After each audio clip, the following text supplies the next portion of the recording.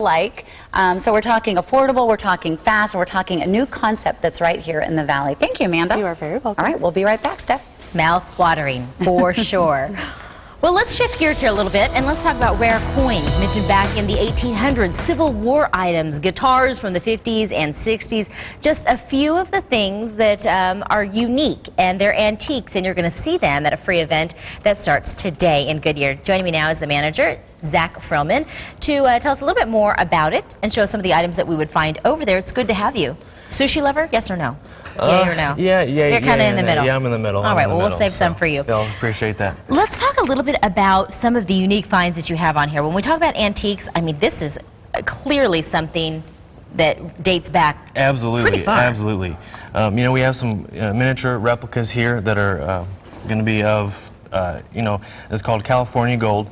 These are just miniature replicas of coins. This was 1853, so pretty old, obviously. So at this event, you would come across something like this because let's say that I had this in my family. You would have this passed down from your family, yes, absolutely, and you know, you may not know what to do with it, but you want to bring it into our show. We'd be able to, you know, evaluate it, look at it, and make you, you know, a good offer on that coin. So this is different than the show that I see, where like you go and you take your stuff and they say, oh, it's worth, you know, $3,000. Absolutely. You take it a step further and you give me the $3,000. We will pay you the money, absolutely. They appraise. They'll tell you how much to do insurance for.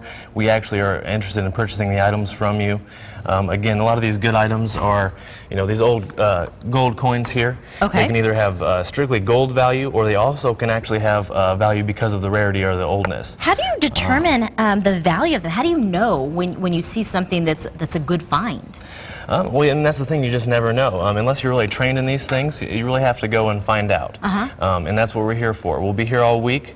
Again, I mean, just bring these types of item in if you're not sure. What's this? I just want to take a look at some of the fun finds that we have here. Yeah, this is just like an antique type of ashtray that you may find, like a tabletop ashtray. Pretty unique item, actually. Again, you just don't see this stuff every day, but at the same time you do. You don't realize that you have this stuff just lying around the house. And maybe Mickey Mouse? in the attic.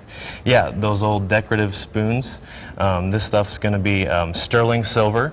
That stuff can add up, either have a collector value or a silver value. So, like I said, you have a couple different options to go there. It looks like you've got some newer gold items as well.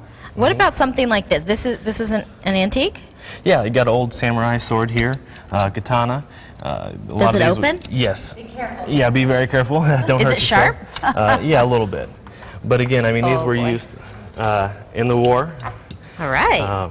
But I mean, pretty unique pieces. You just don't see this stuff, like I said, out and about on the streets, obviously.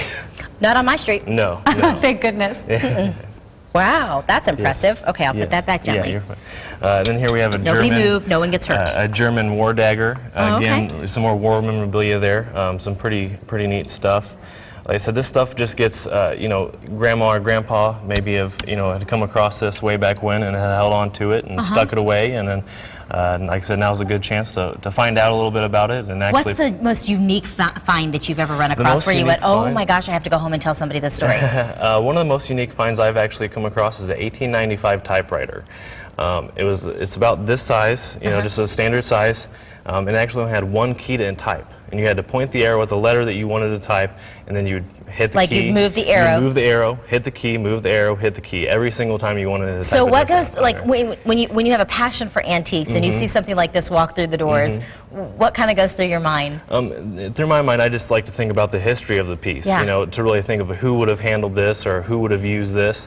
And like I said, it's just good thing to find out and know about, you know. On these. Now, as we look to this event that you're going to be having, samurai, sorry. You kind of travel to different locations. This week you're in Goodyear. As we go home and look at some of the things that we may have just laying around the house that we, quite frankly, don't have maybe an emotional attachment to, but we know they are old, what would we be looking for? What are some tips that you can guide us? Some tips, just look at the make of the item, you know, see if it's well made. That's the first thing. You know, things made back then were well made, unlike some of the items we come across today or that are, you know, produced today. They're just not quite as well produced or well made. That's one of the good things to look for. Another thing is just look for any markings that you may find on it. Again, you can really tell by how old the marking would be or what it would say. and that's going to be another good key indicator for that. Okay. Well, it sounds like we can